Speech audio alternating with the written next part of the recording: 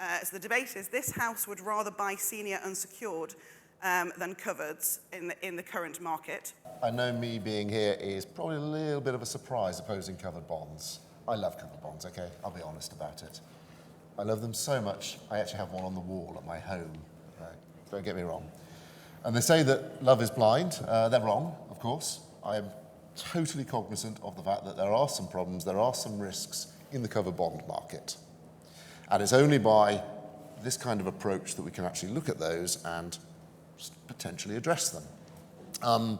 There's one fairly obvious one, minus 60 basis points. Now, I've got a lot of time for Berlin Hoop. They're a great bank, they've got great assets. Minus 60 basis points. I could kind of just sit down now, okay? Who would buy that? But let's try a little show of hands on this one. In this room, is there anybody here, put your hands up, if you've ever bought a covered bond for yourself? Not for the fund that you manage, not for your bank's liquidity book, for yourself. I've got two hands, three.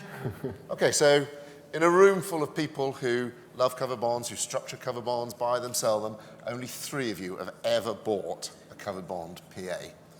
And at minus 60 basis points, I can kind of see the rationale for that. So much love is sent to our way by Brussels, thanks to all the great work that Luca and his team do. We know that Brussels gives all kinds of exemptions. Frankfurt, the ECB, gives all kinds of nice treatment, as we've just heard, for the covered bond asset class. What if one day it doesn't? What happens if that sentiment changes? It's like we've spoken about cliffs in ratings. You get downgraded from BBB minus to BB plus, suddenly the price collapse. Do we have equivalents in regulatory treatment for covered bonds? And that kind of, I suppose, stems from a much more general risk here of populism. There could be a change in sentiment. There'll be massive fundamental changes in political opinions up until now, which have massively underpinned covered bonds.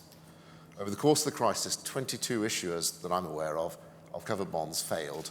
Every single one of them was somehow or other supported or protected by the government.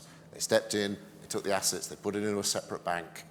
They did all of those things which have made the covered bond actually work and have kept this wonderful default-free track record. Is there that political will still today? Arguably not.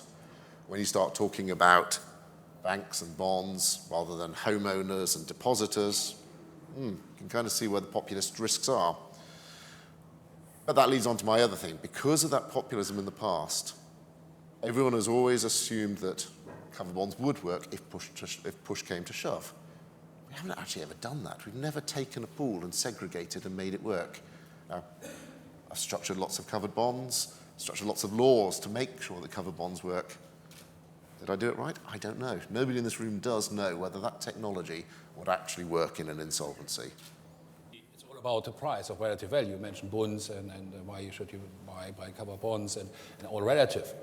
And I think particularly if you take a look at the covered bond market versus unsecured, you can see that now the spread, because of the overall yield environment, is relatively low. And if you take a look at the overall picture at the moment, you can see bank profit margins are really under pressure due to the tough regulatory environment, negative yields really hurting the banking sector. At the same time, you see the slowdown in the global economy. And it looks like that we probably have reached the end of the business cycle that we've seen for the last decade. And it could also mean that we see an increase in risk provisions, an increase in non-performing loans.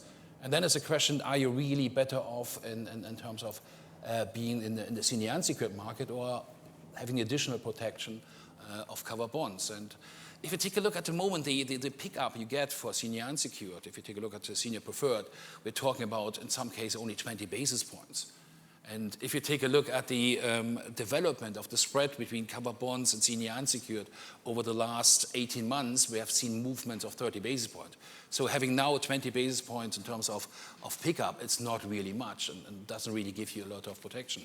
I think there's even maybe an argument that you should only buy covered bonds, or sorry, senior unsecured, from a bank that has a covered bond program. Because what we've seen during the crisis, if it starts raining and a bank has no longer access to the unsecured market, they can still use covered bond as a funding tool, and it can still access the market. And in the worst case scenario, you still have the ECB who buys buys covered bonds. So you can trade the covered bond and give it to the ECB. So I think all this shows that covered bonds are quite important. And again, I think from a banking perspective, it makes sense to have a range of various funding channels. And I think it's all about the price. And I think at the moment in this compressed environment, investors are not probably repaid for the risk they take. I think that's the reason why I think at the moment, although covered bonds are expensive, no doubt about that, you're better off holding a covered bond than maybe the risky asset on that end. Liquidity, that's an interesting point. You might want to only buy senior unsecured from a bank with access to covered bonds. But again, I think the experience of the last 10 years shows us the central banks are very happy to provide liquidity to banks. Banks are not going to fail anymore through lack of access to liquidity. It's nice to have the funding tool in the private market, sure, but nobody really needs it when the ECB exists. To take the ECB still further, you mentioned, true, that they have been very supportive to the product so far. But really, we should see this as a weakness in the market. If you're part of a market which has an 800-pound gorilla in one corner, that gorilla shifts around, you can get some problems. You can get run over. You don't want to anger the gorilla. It's calm for the moment, but maybe not forever. Well, I mean, I guess 20 basis points is nice to have now, but,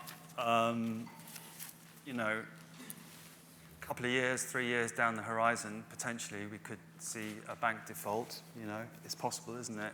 The banking system's not great across parts of Europe. And 20 basis points, you know, if a senior bond is bailed in, 20 basis points ain't going to get you very far. You're going to be wiped out completely, so forget that. There is, I guess, political discussion for, you know, you could get political leeway on what gets bailed in and what doesn't get bailed in, but in terms of BRRD, it's quite explicit and clear that, you know, there can be no interpretation about that. Covered bonds are fully exempt. And, you know, I take the argument about liquidity. You know, Richard mentioned that liquidity is an issue in the market. And, you know, to a certain extent it is. But what I'd say is that, you know, we have buyers in the market apart from the ECB, which we don't want, to be honest. We have rates buyers, we have credit buyers, and the most important thing is, you know, we've got this structural demand coming from LCR bank buyers. That is an important level of liquidity to have. And I think it's the bid side is probably the most important, where you really need liquidity in a stress market. You're not looking for offers, you're looking for bids. And, you know, if you buy high quality, you know, AAA rated covered bonds from most of the big core countries, you're assured of a good bid. You're relying on, well, frankly, people like me to structure these things. It's untested technology in every country. It's untested legal technology. We have fundamental changes in political landscapes. The support that we used to rely on just potentially isn't there anymore. We are massively beholden to regulatory treatment. There isn't real liquidity in covered bonds. You're getting paid an illiquidity spread over governments. Is that actually enough to reflect the true liquidity differential between a government bond and a covered bond? I suspect not. So if that's true, then you may as well get your extra 20 basis points. And you're massively beholden to the 800-pound gorilla.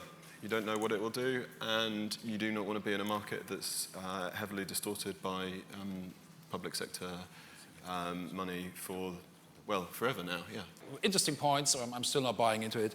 I think you mentioned again the regulatory changes and treatment and all this and environment. I think we have seen so many changes, and everything was in favor of the covered bond product. So I would be surprised if suddenly changes. So even if they make some small changes, you still have the overall picture which is quite in favor of that.